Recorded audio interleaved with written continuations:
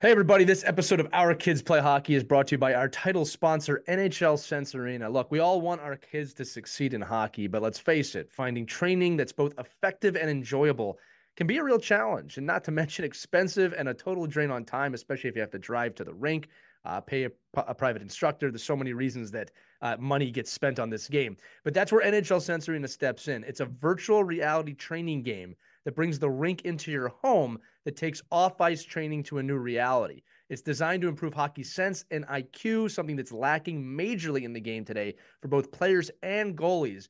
And you get unlimited access to over 100 drills and training plans from top coaches and players that can be played anytime, anywhere, with drills approved by USA Hockey player and goalie development directors.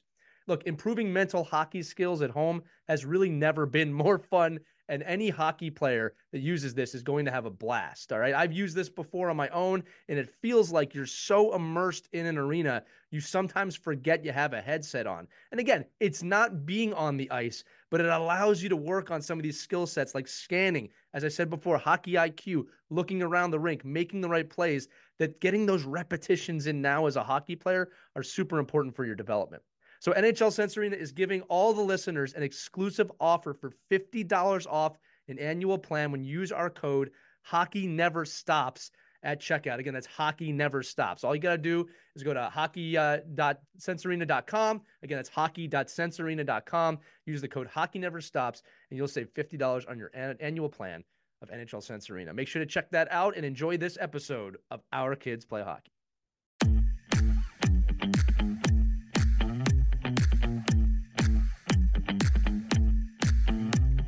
Hello, hockey friends and families around the world, and welcome to another edition of Our Kids Play Hockey. I'm Lee Elias with Mike Vanelli, and we are joined today by a hockey lifer and someone who has dedicated their life to growing the game. Michelle Billingsley has worked on the ice as an NCAA coach with Newman University in PA and is a credentialed referee who has officiated games at the Olympic, junior, and sled levels. She has also held many positions off the ice, including the director of hockey operations and the director of hockey at the professional and youth levels. Today, Michelle is the co-founder and vice president of Women's Hockey United, whose goal is to build an organization with a diverse group of successful professionals in the sports industry that will cater to further developing female athletes in the sport of ice hockey. Summing this all up, Michelle is a pioneer in the game of ice hockey, and we are excited to have her on today. Michelle, welcome to Our Kids Play Hockey. Thank you. Thank you for the introduction, and thank you for having me. Ice hockey has been a very exciting part of my life. It's been an exciting journey. So you and I have talked a lot off the camera, and I think you have a pretty powerful message. I think you're a pretty powerful person and a shining light for all of us as someone who's been in the game and really challenged a lot of the norms, quote unquote, that we've had in the game over the last 30 years. But it's a common question that we start with, Michelle, but it's a necessary one. Tell us, how did you get started in the game? I first was introduced to ice hockey at a very early age. My brothers had started playing. My father started them out in the sport. I was born and raised in Bedford, New Hampshire, and there was a Manchester All Boys Ice Hockey League in Manchester, the Regional Youth Hockey Association, still up and running. They had started playing hockey. And of course, I was just someone that they could throw pucks at, shoot pucks at, and practice. And then when they wanted to practice goaltending, they needed someone to shoot on them. I, by default, was there. They threw me into it, and I fell madly in love with it just as much as they did. So my parents, who had gone through the Marine Corps and were gender blinded, thought that would be a great opportunity since I loved it. Let me join the league and try out and play with my brothers and see what would happen. At that time in 1978, there were no girls playing. It was really an all boys league and had been since they started. I was the first to join. I played 3 years. First, my second year of might and 2 years of squirts, where I achieved hat tricks, shutouts. I played center, wing, goalie, tried everything that I could. Anywhere the coach threw me, I was happy to be there because I just really wanted to belong. It took a couple days, a couple practices once the boys found out I was a girl. At first, they liked me because of my skills. I blended in with them until they asked me my real name, and I told them, and they stayed away for a couple more practices.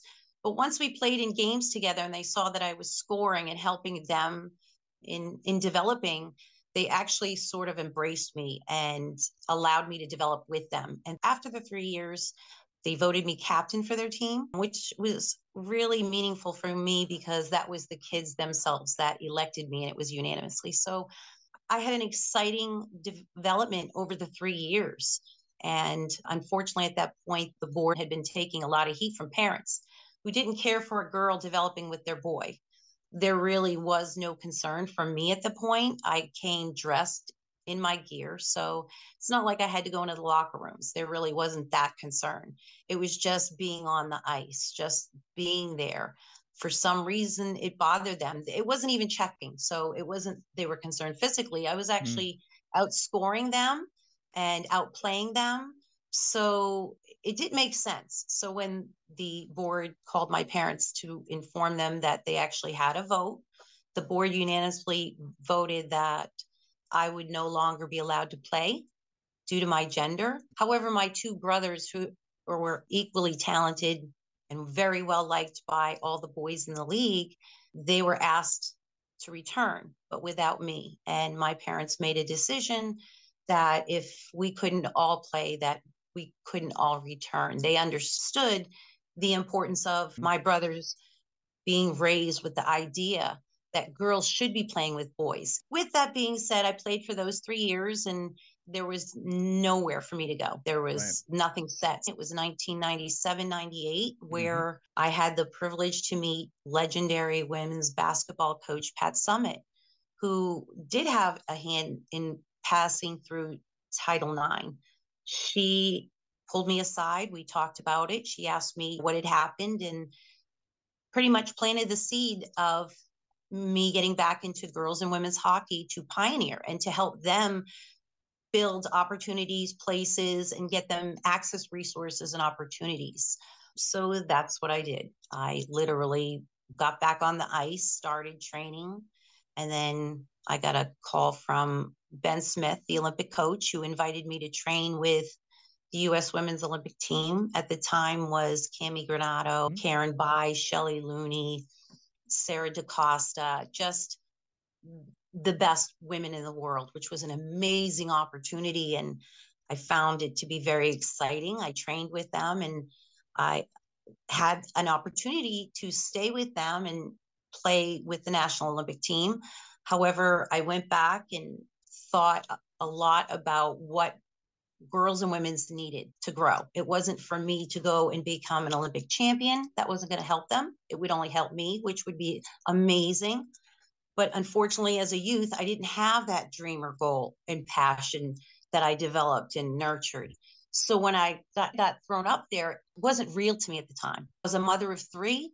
And I thought, where could I spend more time helping? And that's where Pat encouraged me to start a women's collegiate program. Michelle, I do want to give a little just perspective here for the listening audience because we're Yes. spending 30 years here. And I think it's important to look at when you look at women's hockey, there's several key time periods. You mentioned 1998. So 1998 was a big year for me where I saw women's hockey for the first time. And maybe many of our listeners probably don't remember the men's team, which was compiled of NHL players, was horrible that year, horrendous in Nagano, Japan.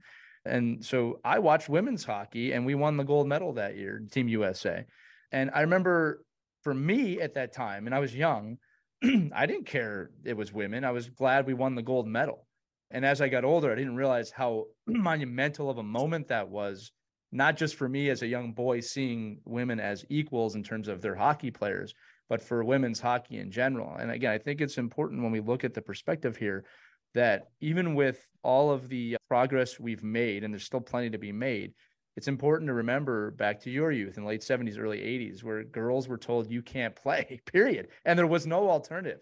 You talked about hockey in Pennsylvania. In the Philadelphia area, we have one of the premier girls' leagues and teams out there. I mean, that's a norm today for young girls to grow up and might squirt playing with the boys, and then they make the transition over to the girls' team. That was not an option in 1981, 1982. There just simply was no hockey.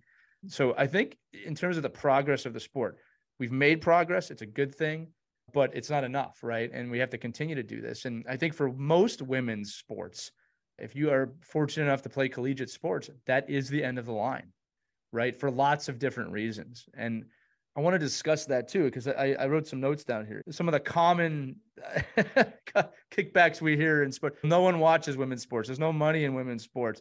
And I would say, like, I don't know if that's really the point, right? I've never heard a female athlete say I should be paid the same as an NHL player. It's never been the argument. It's just the opportunity to play at a higher level. And as you've said, the professional leagues that are out there, although a little splintered, are progressing the game, and we need to move that on. So when someone says to you, hey, look, nobody watches women's sports, there's no money in women's sports, what is your response to that? And for the people listening that want to support, what should we be thinking or saying? Honestly, I do hear that a lot. And I welcome that dialogue. First thing, that I would say to them is that was in the past. We are growing. We don't have the access resources and opportunities, which will allow us to get more access. But there is a lot of growing. There is a lot of games. There's a lot of selling of tickets, a lot of revenue being generated, not just off of the girls and women's ice hockey from collegiate to professional, but we've also noticed that the NHL teams in the cities that our girls teams and women's hockey teams are in, they're generating a new 35% revenue off of their newly found female fan base, which is us. They're generating money. Let's take a look at that 35%. As far as generating money, we're generating it. We're just not getting it for the most part. The numbers. Now, as far as what I'd like to say is women's hockey has been around since 1890. It has. Let's start there. Right. It's not a new sport. I hear it's new, it's a novelty. And I just said, no. And sadly and unfortunately, the demise of us growing right now is the lack of the access resources, investors, donators, and media, which gives us the media coverage that we so badly need it or do need. And even in the NHL, when they first started in the 1940s, they struggled to get a fan base. They didn't have media coverage. And then they fizzled, they faded because they had a business structure that did not work. So they picked up a new business structure and started over. Their media coverage, once they got investors and the revenue was going towards media coverage, the more media coverage they got, like all men's sports, that's when more investors, sponsors, and more revenues coming in. And it would give the illusion that there's more fan base, there's more interest. But interestingly, the one thing that they say is we just can't play the sport as fast or strong as the men. Therefore, it's not as entertaining. And I say, first of all, it is more than entertaining than you give it credit. And a lot of people that are showing up to girls and women's hockey aren't just relatives. They're actually ice hockey fans, and they're seeing the finesse in the game. They see, although there's no checking, is very physical, and the skill level is actually equal. Let's talk about the Olympic hockey history that recently happened in the 2018 Pyeongchang, South Korea Olympics, where Jocelyn Lamarau-Davidson, she was the fastest 2 goals scored by one player. She, of course, played for USA. She scored 2 goals just in 6 seconds apart in the second period against the OAR team. She actually broke a record that was held by Carl Goran Oberg, who played on a Sweden team. He scored 2 goals in 8 seconds span in 1960. So here's a woman breaking a male-held record as far as 2 goals scored in a second span time. And not just by a second, but he was 2 goals in 8 seconds. She was 2 goals in 6 seconds. So right there, speed, mechanics, and skill-wise, we're right there. So it's no longer a novelty. I like to point out, we are actually real competitive athletes, just like the men. We're worth investing. Right. Wasn't it Kendall LaCoin at the All-Star game too? She was putting up NHL speed times, if I'm not mistaken. I remember that as well. Exactly. Yeah. Exactly. Yeah. And it's interesting. Jocelyn Lamarau, she and her sister, Monique, they wrote a book on why girls should play hockey with boys. And at their book release in February 2021, they did a ton of promotions, including several podcasts. And Jocelyn had mentioned, and even in her master's thesis, that out of 15 players on the U.S. women's Olympic hockey team, 15 of them recommended that girls should play with boys. although one player said yes, no, depending on what the goals of the individual player would be. And I found that interesting. Now, this doesn't mean that playing girls only won't get you to the national team. It just discusses how playing with boys helped those that did play with the boys. It just didn't do any research on covering the path to U.S. women's national Right. team, if it's possible for playing with only girls. But from my experience and from what Lamarau's saying and the other 15 Olympic players, we all developed with boys.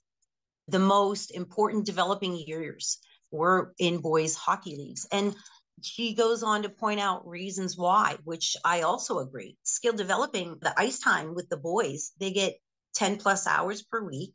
And that's what you really need to be a great hockey player. The reality is at many clubs, girls don't get as many hours, as favorable ice times as the boys' elite teams. And the level of competition, the boys' hockey provides more options for girls, for a female player to find a team whose skill level is at the right level for her as she develops. There's Right. also the coaching. The boys' clubs tend to have better coaching. So, I'll say this too, Michelle. For me, it's always been about a quality of opportunity, right? And that yes. I have a daughter, right? I don't want her to be held back at all. It's funny. The other night I took them to public session. My daughter's a couple of years younger than my son, and she was chasing him. And I saw it on her face. I could see that look on her face of determination that I've seen in a lot of athletes. And I've always been, everything's always been pretty equal for the two of them. But I remember thinking, I just want her to have the same opportunity that my son has. I think in terms of professional hockey today, it is not going to pass that a women's professional league will ever rival the NHL today. But the opportunity to play professional hockey is extremely important. And the opportunity for a young lady and boy to dream of playing hockey beyond high school or college is a worthy dream to have. It shouldn't just have to end after your senior year of college hockey. And again, with what we have in professional women's hockey today, as you mentioned, the rosters are very limited. And when it comes to investors, I think it just comes down to the product you put on the ice. I think there is an audience for women's hockey. I think there is a way to grow the game with women's hockey. And I think that one of the issues we have to continually try and solve is that there is no future for women's hockey without men being involved. And the idea is that we want to turn it into hockey, right? It's just, oh, I play hockey. Not I'm a girl who plays hockey, or I'm a girl on a guy's team. I'm a hockey player and I play hockey. And then the opportunity for women to play after college and is what's important to me. So I think your organization is doing a lot to push that, correct? In terms of just creating the opportunity and making sure that some of the noise of just no one watches that is just okay. That's not what we're here for. You know what I mean? Tell us a little about your organization today and what you're doing today, because I think that's important work as well. Oh, absolutely. I've had the privilege to meet some professional men and women from both the NHL side, the PHF, PWPHA side, and they all recognize the same thing. They want to help grow women's hockey at the professional level, and they don't quite know how to do that. The PHF, PWPHA have their people in place. They have solid women running those organizations, and they're working really hard at growing that organization and getting the women what they need, the access, resources, and opportunities. They're focusing on growing and expanding. There's so much need for someone to support the girls' youth all the way up to collegiate. So I think for the Women's Professional Hockey Organization to have that main responsibility is quite the burden.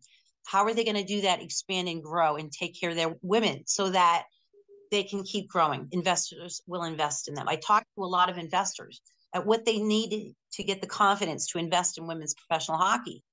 Rob Granato, Cami Granato's brother, has been growing girls hockey in Chicago, much like I've been doing it in Philadelphia and New Jersey. We've grown girls hockey from youth all the way up to collegiate. We were ready for that next level. We were ready to bring women's professional hockey into our cities, but the Women's Professional Hockey League was not getting the investors they needed to expand into our cities. So we took a step back and we said, how are we going to get them to give the confidence to invest in women's professional hockey? And so I reached out to a lot of investors, and what they said was, my concern is there's that unnatural drop off between college and women's professional hockey. that's a huge market. They're all dropping. And so it doesn't give us the confidence that the Women's Professional Hockey League is going to have a pool to recruit from to grow like they need to as quickly as possible. So they're just waiting for something to happen. The NHL is waiting for something to happen. USA Hockey is waiting for something to happen. Women's collegiate programs who are investing millions of dollars into their female student athletes to develop in their women's collegiate programs over those 4 years. They want to know that their women have somewhere to go. And for them to drop off, it's just, why are they investing the money in the program? Everyone needs something to happen. So we took a step back and we said, we're going to start up the Women's Hockey United organization. And collectively, we're going to pull in former professional women and men coaches who are together. Will come in and we're going to coach a developing semi-professional women's hockey league. We're going to jumpstart that, where players and coaches and refs will have a place to go after college, post-college, to come in and play in our league. We're going to keep developing them until they're professional level. That way, as the PHF and PWPHA also are ready to expand and grow, they have a pool of talent to recruit from. And once that's in place, a lot of investors and sponsors said that would definitely give us the confidence to invest money. We can see that those players and coaches and officials are still growing the game. Therefore, the women's professional leagues will continue to grow. They have a feeding club, much like the men's side had juniors and these semi-professional leagues. Once you had those in place, the NHL picked up a lot of more investors, sponsors. They saw that ladder. So basically, we're filling that ladder, that missing piece, and not just filling a place for people to go, but we're pulling in former professional players who know how to coach and mentor those talented women to get them up to that professional level. So that they have that opportunity, they have that chance, their dream can keep alive, they can keep going, stay in the game. So it's really important, purposeful. We're really excited. We got the right people in place. So right now we're just structuring our inaugural year and looking for investors, sponsors, getting the starter seed funding to jumpstart us. Once we get going, we've plotted our inaugural year in hotspots for girls and women's hockey, where they've generated the most revenue. They've had the most fans attend those games and events in certain tournament times, combined with NHL events. The NHL and USA Hockey are excited about our project. They see the importance. They see that we're actually going to have an immediate impact on girls and women's hockey, in it giving a lot of investors and sponsors that confidence that they need to invest in the women's program.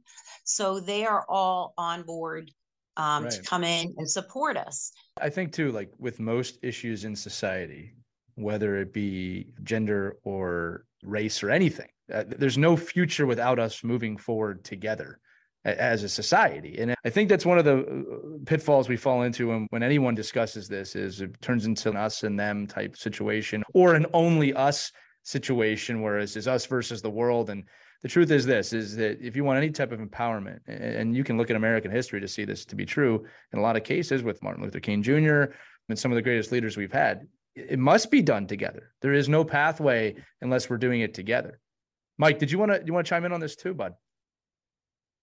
Number one, Michelle, it's unbelievable, like the commitment level you've given this and your time, your history of hockey, which is great. And certainly everything you talk about is true, right? I think that all of the pitfalls and the roadblocks and the pieces we see that could make a successful or an unsuccessful league work are there. Obviously, they're evident, right? I probably fall from the side of having worked in women's professional hockey for a number of years and having been mentored by a lot of women professional hockey players. I think, and I don't know, maybe it's just the way I was brought up or the circumstances I just happen to have, I find myself never talking about girls and women's hockey as opposed to hockey. And I probably fall into this in a lot of different ways, even in diversity initiatives.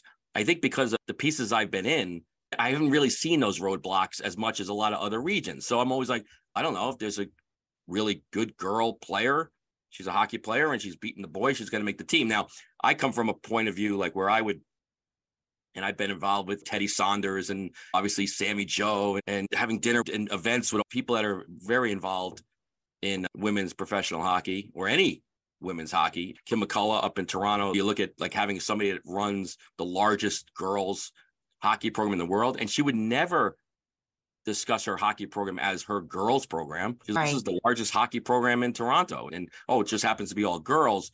And the conversations I have with her and listening to the people in these kind of venues, and even I worked with Colton Orr for 2 years, and he never treated the women's, and which is why I think they like him, is he never differentiated, oh, you girls can't do this, or you should be doing this. I think the reverse engineering of this, the same struggles happen in junior hockey. Boys play hockey through college and have nowhere to play. Right. And they say, I have nowhere to play. I love hockey. Yeah, too bad. You're just not good enough. Or there's nobody who wants to watch you, or there's no place for you to be. But what can you do? Just to your point, Michelle, you can go back into your community. You could go out and find those unbelievable little soccer and field hockey athletes. You could put skates on them, and you could organically and grassroots grow the game. And I think that's where I always come in. I have been my whole career as a director and a program administrator, have always been like, the sooner we can get girls hockey to be girls hockey at 6, 7, 8 years old, the bigger the pool can become. And I don't discount the fact that girls playing with boys helps in their development. Like I see 6-year-old girls are physically stronger and better than 6-year-old boys in a lot of cases. They're more coordinated, which is weird, right? That you think about where girls are now in the realm of like social media and things like that. Like they have more self-confidence. They have a little swagger. It's when the boys start hitting puberty and the girls have already matured. These are just facts, right? These are what we see through USA Hockey and through Hockey Canada, that all of a sudden that separation becomes bigger, not because of skill level, but because of testosterone and because of the fact that girls are girls. I don't want to say this the wrong way. I just want to say it in a way where if the sooner we get girls, in my opinion, the sooner we get girls playing with girls, by offering the top level coaching there can be at the earliest levels, whether it be 3, 4, 5, 6 years old, and building that competitive format. In my world, if I walked into a twin pad facility, I'd see no reason why on this rink there could be 150 girls, and on this rink there'd be 150 boys, and on skill sessions there could be 300 together. Like, to me, none of that stuff really should be roadblocks. And if you're a business owner and an investor and somebody that really wants to see the development of your brand, and as far as I can tell, the dads and moms that have girls, their money is worth the same as the moms and dads that have boys. So to me, it's why wouldn't you just want more girls playing? Right. Now, again, but I think statistically, and you can correct me if I'm wrong, but statistically, just more boys play youth sports than girls. And that could change if you can get, like, I look at soccer, and you like to watch a soccer game at 6 years old. You can't tell boys and girls are out there beating the crap out of each other, and somebody's outrunning somebody. But there comes a time for the vast majority of athletes that the girls physically are just not in a safe place to play with unskilled boys. That's the fact. If you have a really skilled women and a really unskilled man that just wants to, you see it in boys sports. I see it in high school where a freshman boy is playing against a senior man. They're both males. And I'm like, that kid shouldn't be playing with that person. It's just not safe. I think it doesn't enhance their development. Now, are there some women? You're talking about the 1%ers, right? You're talking about the people that make the Olympics, and you watch any, like I was with the Connecticut Whale watching these women play, and I was like, they're just good. They're just the best. Like, they're better than any male I worked with. But there comes a time when we have to understand that if we want to grow the game and we want to grow youth sports and we want women and girls to be a part of that, then we have to figure out a way to get the best women like you back to the 6 and 7-year-olds and not worrying about the 18-year-olds and just build that pool. And that's where I think investors then salivate. I think they say, what do you mean? I can have we call it cradle to grave, right? I can have a cradle to grave customer.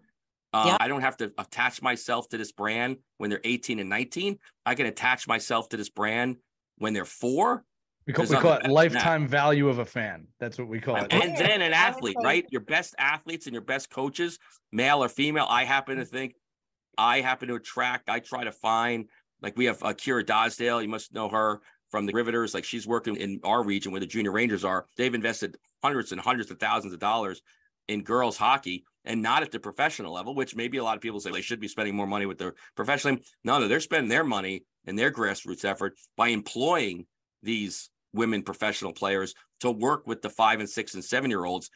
And that's how they're making their revenue, right or wrong. They're not making their revenue through gate receipts. They're making their revenue by actually getting their skates on, coming in the rink, and being mentors to all these young girls that don't know the difference. They look and go, I mean, they're not dreaming about being professional hockey players. They're just dreaming about being with great, strong women that want to compete and want to really put themselves in a situation where they're fighting and going for a goal. And just like you did with your brothers, and I coached up at Plymouth State, so I know Manchester very well.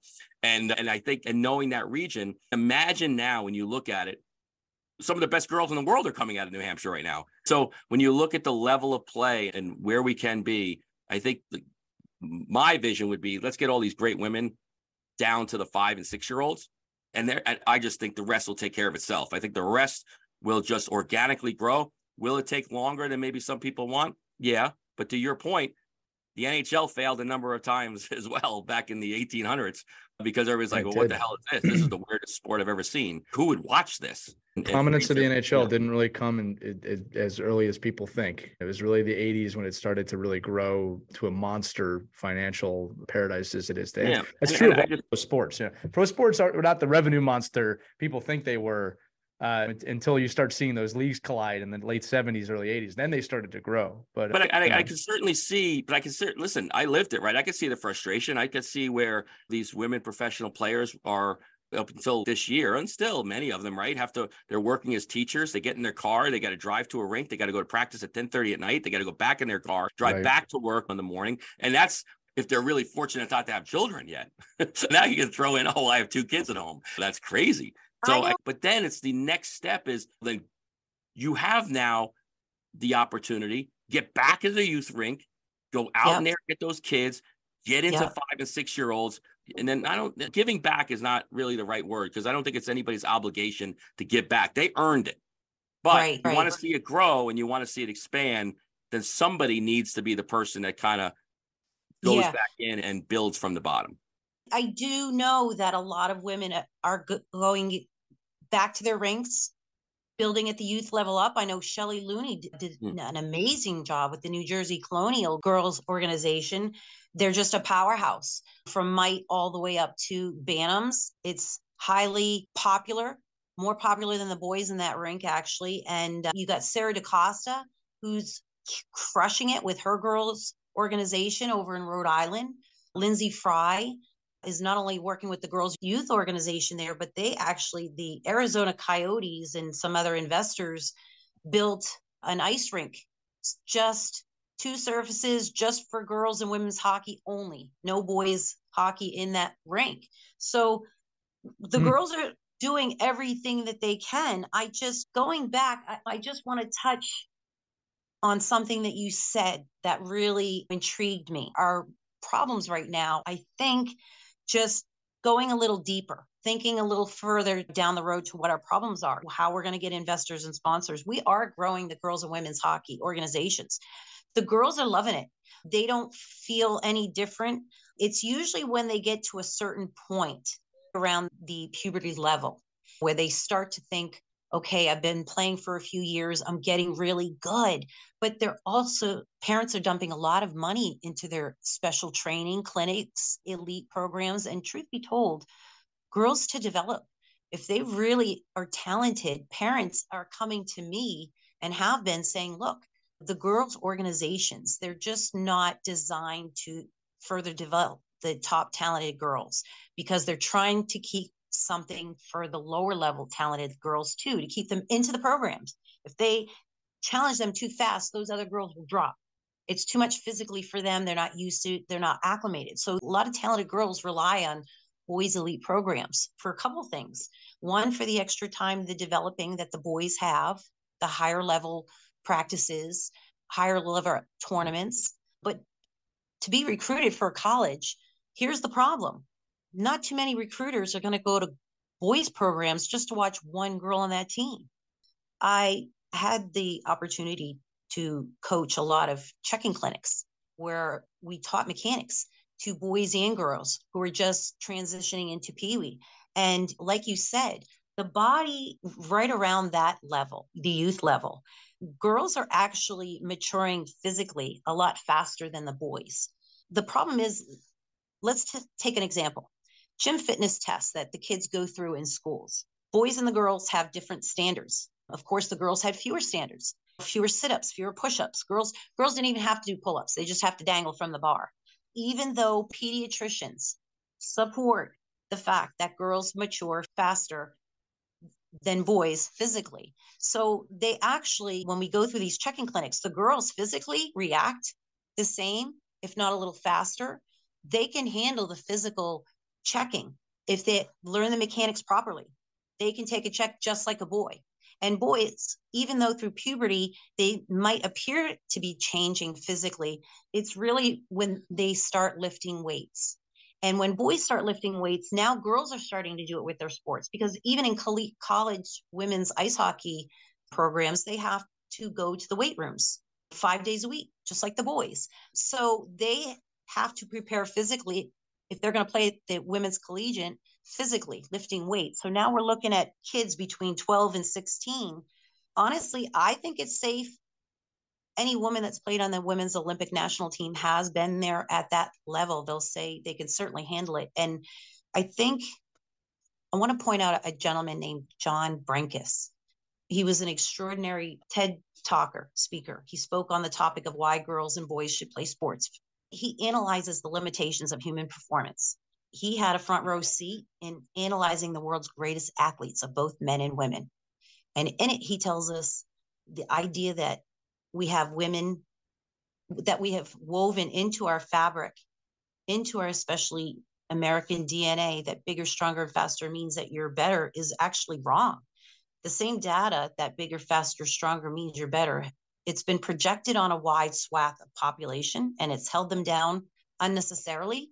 And we project that on our girls. And we tell them from day one, you'll never be as fast, you'll never be as big, you'll never be as strong, so don't even try. Yeah. So they're going to separate you out, and there'll be boys leagues and girls leagues, and we're not going to let them play together. So this is actually very damaging to a little girl's ego, to what is possible for her. We're telling her you're never going to compete professionally with the boys, so don't even develop with the boys. And that's modeled for girls all the way up to the professional level. That's really why these former professional men and women are coming into my organization, to change this illusion or what we've programmed. So girls, little girls, when they see men and women coming in together, coach and mentor, and actually encouraging girls to play in maybe boys leagues in their primary season, and then in a girls spring summer league, to get that exposure from recruiters.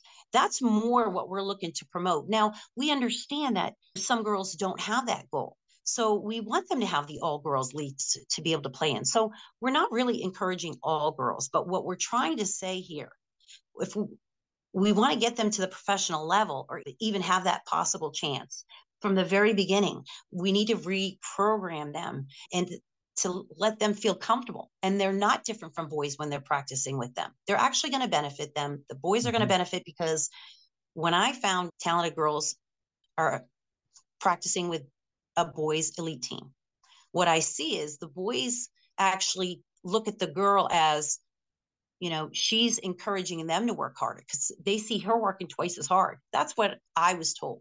The best advice I was ever given to my father was, you don't have to be the best, but you will have to work twice as hard as everybody. Okay. It doesn't matter whether you play with girls or boys. You're always going to have to play twice as hard, but you don't have to be the best. With that being said, as I was playing with boys, I knew I had to work twice as harder. So everything they did, I did twice as harder. And with them seeing it, they were like, she can't work harder than me. I'm a boy. I'm supposed to be stronger and do more than her. So they worked harder to keep up with me, not to go faster than me, but to keep up with me.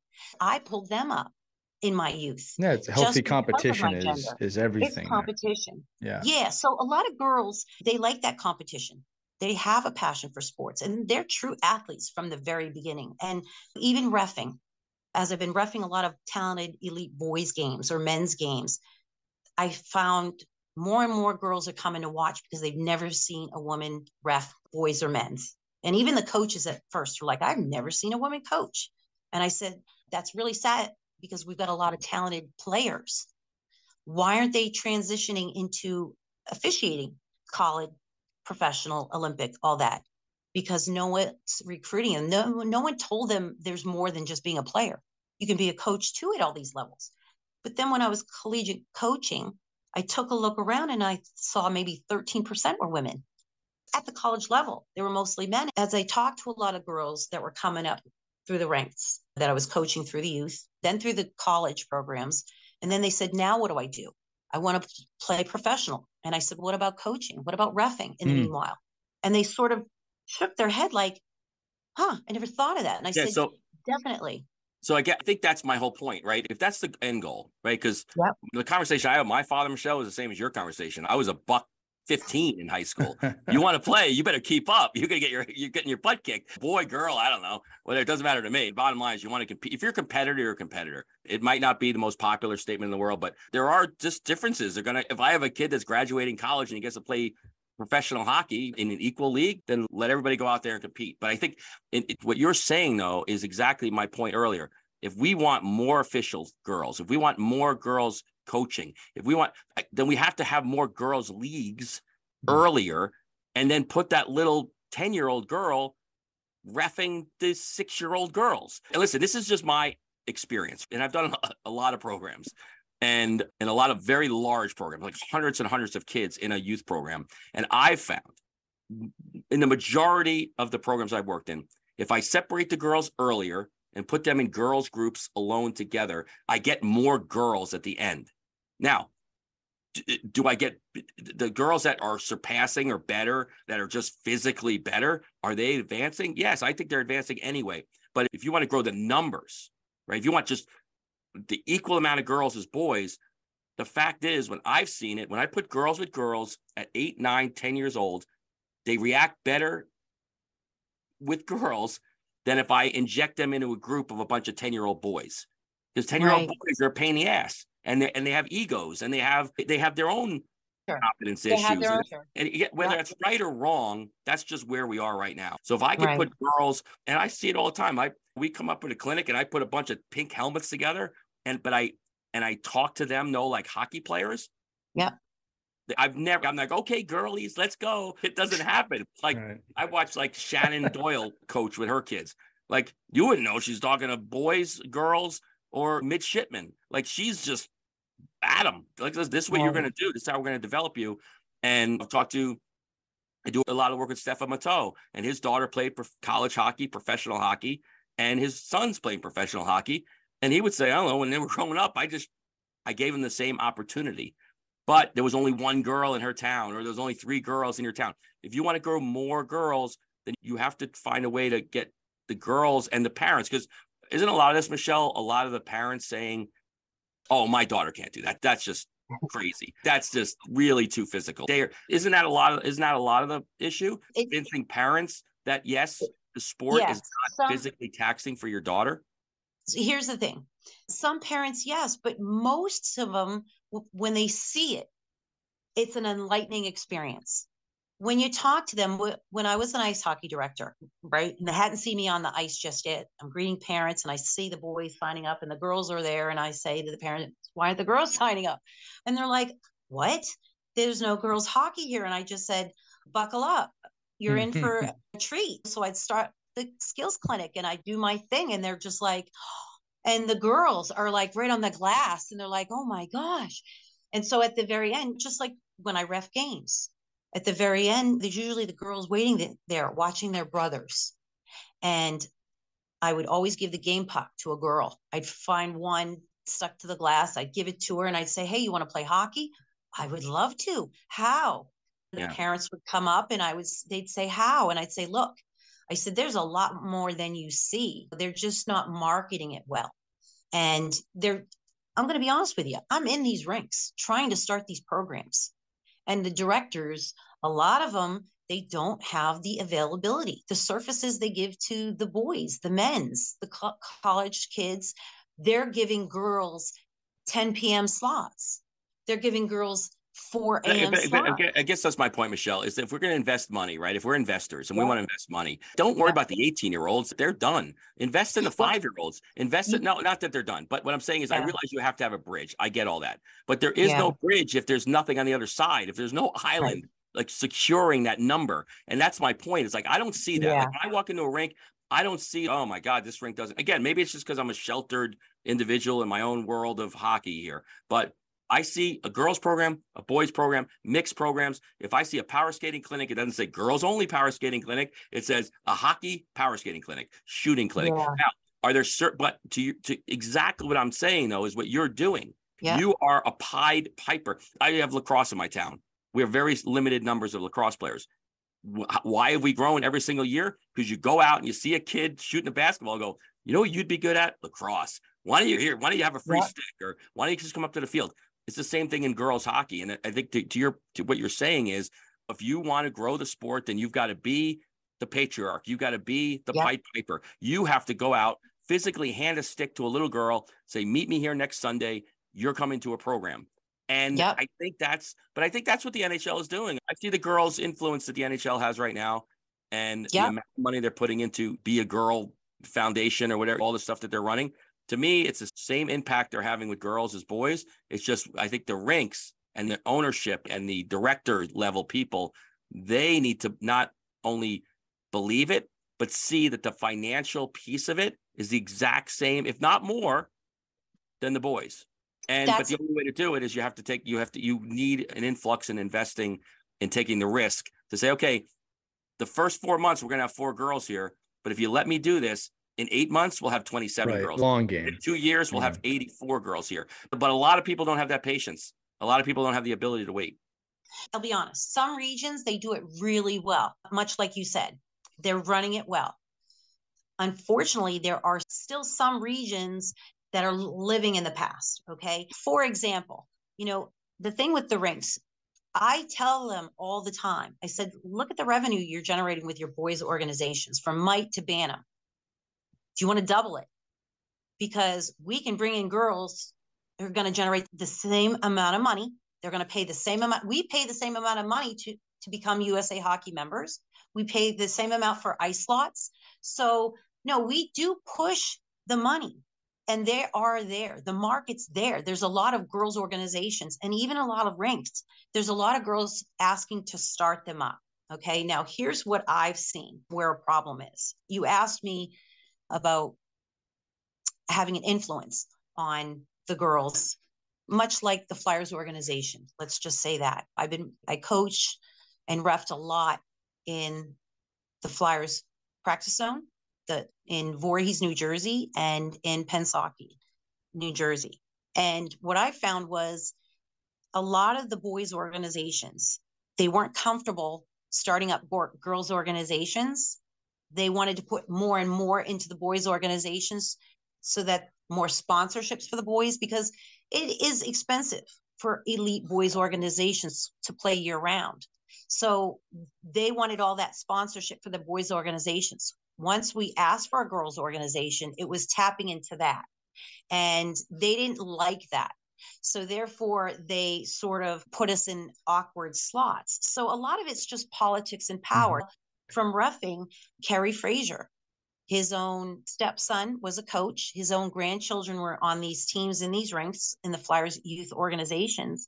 Keith Primo's sons went through the organizations. Danny Brier's kids went through the organizations. Chris Terrian's sons went through the organizations. And interestingly, Kerry Fraser, Keith Primo, and Chris Terrian all had daughters. And I had asked them when I first met them, I said, why aren't your daughters all playing? And they all looked at me and they're like, there's no girls hockey. And I'm just like, I was a little baffled. And I just said, I'm sorry, what? I'm like, well, you're not going to start it for them? And because they were coaching their sons. And they said, I never even actually thought about it. Now, Keith had a sister that played in the professionals up in Canada. And he recognized that there was sort of a lack in interest in investing in girls and women's hockey, but he didn't really have the time and resources and the knowledge of the business in USA hockey, which is completely different from the business in hockey in Canada. It's completely different. With that being said, it wasn't until I came in and helped them coach their clinics or ref their children that all of a sudden Carrie Frazier's daughter started playing, but she didn't play in a girls' league. She played in the boys' league. Yeah. And they were starting to see that it actually benefited them. There was no difference whether they started out in a girls' league or a boys' league. And actually getting them in there, they were getting the same benefits they were developing. They actually saw it firsthand and said, so what can we do to support what you're doing? Because we see the need for it. We know we want to grow the grassroots. We've been doing that with zero money, access resources, and by ourselves and the girls. So that's why the former professional men not only want to come in and give their time because they see we're not getting the money donated, they want to give the girls the real resources and access themselves until we can attract or obtain whether donations, sponsorships, investments, but that's going to be needed at every level. I'll say this too, Michelle. Just again, Mike is right in saying that you're like the Pied Piper kind of thing. And when you look at the history here of everything we talked about today, we've gone from a society to girls can't do that to, okay, maybe girls can do that to, okay, we're growing the game for girls, but it's still not perfect. And look, where I sit as a father today, and I know my wife is in the same arena with me, is look, my daughter's going to have every damn opportunity my son has. Now, if she chooses not to pursue hockey, that's fine. Same thing for my son. But she's going to know she can play as much as he does if she wants to do that. And so you're seeing the progression here, but it's taken decades. Like most progress, it takes time. But we need people like you. We need former female players and male players to stand up, like you're saying, and say, look, there's a place for this. Mike makes a really good point. Mike has always been able to see the macro side of business, which it's unfortunate to say this. Most business owners cannot see anything macro. They only see the cash flow of today and tomorrow, and that's it. You said it before. You could double your revenue if you're willing to invest the time into this. And you know what? The organizations that have done it and done it successfully, Junior Flyers come to mind, are making money. And they're crushing it. To all of the business owners out there, you have to make money. It's not just out the kindness of your heart. You got to make money. Yeah, but I can see, Lee, I get it. Yeah. And I can see where so there's 40 years of boys hockey from 6 to 9 p.m. And I get it. If you're a rink and you need to infiltrate that, then it's that now you can say, okay, I have 10:30, but it's the same conversation we have with the sled hockey. It's the same conversation we have with any kind of other sport, that the access isn't there. So I think the point that Michelle's making and you're saying is, if you're a father or a mother of a daughter and you are a high performing athlete and you want to give your time, and you can now go to see it happen every day. I see Ironbound doing it. I see Shannon doing it. I see that locally, like Polar Bears and Mid-Fairfields of the world, like these high-performing dads and moms are saying, no. This is how it's going to be. The boys are going to be on at 6. The girls are going to be on at 7. Next week, the girls will be on at 6. The boys will be on at 7. It just takes being creative and thinking about the fact that everything can't be in a little box. Like Tuesday nights for the last 50 years, we've always had the 10U boys here. Guess what? There's a new sheriff in town here, and we have a new group of customers that we have to fit in. And not only do we need to fit in, we're going to show you, because we are specializing in this group, that they're going to bring in more revenue, more time in your snack bar, more time in your pro shop. And I think that's where manufacturers have to do a better job. That's where businesses have to do a better job. But honestly, it's the leaders in that space. Why do you think pickleball has taken off in the last 3 years? Because somebody said, I love pickleball and I'm going to promote the crap out of it and I'm going to make it seem like it's cool. And it ain't cool. Come on, it's pickleball. But everyone wants to play it because it's easy. It's now accessible. It's the equipment manufacturers have bought in and said, we're gonna promote pickleball. I watched a pickleball like national championship with John McEnroe the other day, and I was sitting watching the TV for Johnny 2 Mac hours watching Johnny Mac play pickleball. So my point is that's where we as leaders in the hockey community can change it. But the hockey community has to be willing to say, hey, okay, I'll flip with you if you give me this. You give me that, I'll give you this. I think that's whether it's girls, boys, sled hockey, disabled hockey, American Special Hockey Association, whatever it is, the pie has to be broken up and it needs to be shareable. And then listen, after 2 years, the girls still have 6 girls on the ice.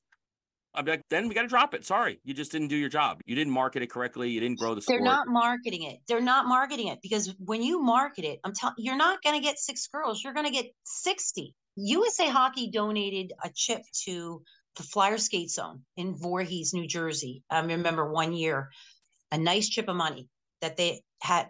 They donated just for them to start up a girls' hockey program. And so they started up a clinic where they gave the girls free ice for maybe spread out over 6 weeks. They had over 60 women. Absolutely. But did they keep those 60 women after those clinics finished? No, because they didn't market it. They just said, we gave it to you for free and let it go. Oof.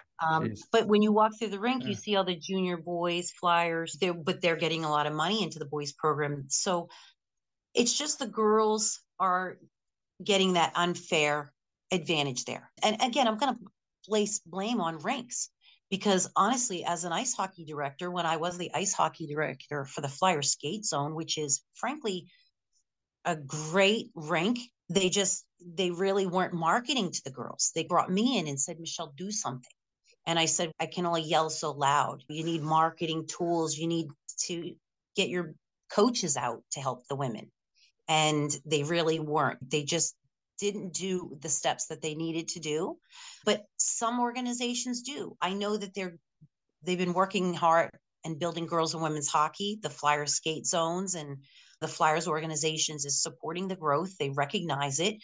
3 of my former college players actually went on to work for the Flyers and the NHL. So women are working in the NHL. They're benefiting from it. They do see it. It's just there's so many people, I think, that are dropping the ball that we really need the help from. Yeah. Like the rink directors, they're the ambassadors of the rink. And like Mike said, they need to really rethink the landscaping of their revenue because they're knocking their brain how to trying to figure out how they can get more revenue from the boys organizations.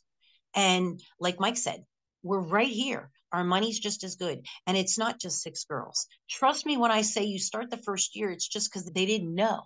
But by the time the second year comes around, you're going to have 3 teams. And by the next year rolls around, and that's been everywhere I've been. But like I said, a lot of people, when they see a girl for the first time on the ice, it's now 2023.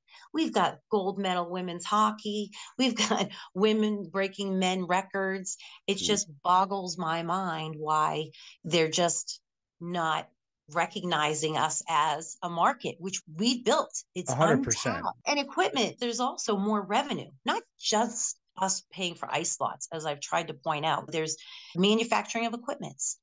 We don't need specified custom-made equipment. I talked to Renato and a lot of the former Olympic women's where they tried to work with the NHL to customize women's equipment. They thought they'd generate new revenue and they found out that didn't work. And I said, well, let's take a step back and think about that one. I said, they've already invested billions of dollars into customizing it for a hockey's player, for his movement, his mechanics. Why would you want to change and customize any of it? Our bodies are not that different. And honestly, a lot of people say, oh, women are smaller, not as built like men. Let me tell you something. There's been a lot of successful tiny men that have played in the NHL that maneuver just fine, that play Nathan Gerby, just as well. There's a lot. I could give you Derek Plant. I remember playing, in a women's league, and his wife, Christy, was playing with us. And Derek was maybe 2 inches taller than me, same frame. And people were like, oh, you're going to get hurt. And I'm like, he's not any bigger. And truth be told, I played with men. I can absorb it. I'm conditioned. I've lifted weights. Physically, you can prepare your body to withstand those checks. I'll say this, Michelle. I'll say this for you. All right. Number one is that there seems to be a stigma around the strength between a man and a woman. I'd say 9 out of the 10 strongest people I know are women. I'm going to say that right now. Number 2 is I'll say this, and strength covers more than just muscle. Let me put it that way. Number 2 is that women belong in sport. I vocally say that as often as I can. I work with many women in sport. Some of the most top quality people I've worked with in sport have been women. So I'm saying this because we have to break these stigmas that certain types of people belong in certain fields. There might be more men in sport, but that doesn't mean that women don't belong in sport. Michelle, we're running out of time, but I wanted to ask you this last question. I wanted to give you the time to close the show. When you were young, you were told you can't play, and something kept you going. You said you met Pat Summitt later on, and she inspired you to keep going. And I think about when I was growing up in the late 90s, is girls were playing on our teams, and there was a lot of, oh, they don't belong here. But something kept those girls I played with going. As you said, it's 2023. There's a young girl listening to the show somewhere, right? That's hearing everything that we're talking about.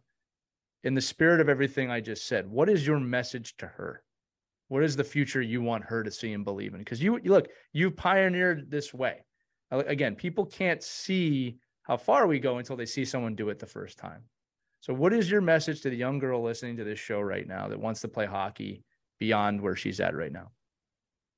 Oh, I would tell her to think about where she wants to be in 3-year increments. How does she want to develop? How does she want to grow?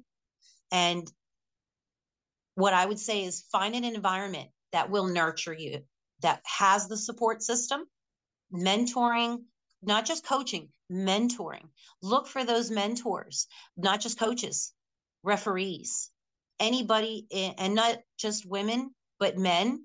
You want to look for the right people to surround yourself with. At any time, if anyone gives you any discouraging words or wants to steer you in another direction or tell you it's not for you, I would say don't listen to all that. By all means, come into the sport, enjoy it, just like the boys. And don't let anyone tell you can't do anything. Your limitations are in your own little head. Just listen to what we're saying, take it in, go home, think about it, and figure out what works for you and navigate your own journey. You're your own pioneer. And at the end, you'll find you've gained a lot more than you expected or set out to do. Michelle, that's fantastic stuff. I mean it. Like, you really are a pioneer in the game. And I'm going to have my daughter listen to this. And I hope all of the parents out there with daughters and sons will listen to this episode, because it's a powerful message about you don't have to stop just because someone tells you to stop. You don't have to think you have a limitation because no one's done it before. You have to step up and you have to take control of your own journey. And remember, it's only impossible till someone does it. And we say this on the show all the time. We do not know our ability as humans. Every 4 years, an Olympic record gets broken. Every 4 years. All right. That's the message, I think, today, right? Michelle, we're out of time. We got to jump off, but it's been great having you on today. And I want to thank you so much. If you want to know more about her or what she does, obviously womenshockeyunited.org is the website, correct? People can go there to get more information. And I'll give you the final word. I just want to thank you so much for being here today. Oh, thank you so much for having me. This was an exciting dialogue. I really appreciate this opportunity. It means a lot to be able to share this information with girls out there. And, you know, what I would say to them is get out there, start your own journey, because you're going to crush it. I agree with you. Obviously, we support that message here as well. If Christy was here, she'd be rah-rahing with you. So that's awesome. So that's going to do it for this edition of Our Kids Play Hockey. Remember, you can hear all of the episodes on ourkidsplayhockey.com. Once again, if you want to learn more about what Michelle's doing, womenshockeyunited.org. And feel free, if you're inclined, if you like this episode, give us that 5-star review, share it, and head over to our Facebook page, Our Kids Play Hockey. A couple of yes or no questions to join. We get more people every day. So for Mike Benelli, Michelle Billingsley, I'm Lee Elias. We'll see you on the next episode of Our Kids Play Hockey. Take care, everybody. We hope you enjoyed this edition of Our Kids Play Hockey. Make sure to like and subscribe right now if you found value wherever you're listening, whether it's a podcast network, a social media network, or our website, ourkidsplayhockey.com. Also, make sure to check out our children's book, When Hockey Stops, at whenhockeystops.com. It's a book that helps children deal with adversity in the game and in life. We're very proud of it. But thanks so much for listening to this edition of Our Kids Play Hockey, and we'll see you on the next episode.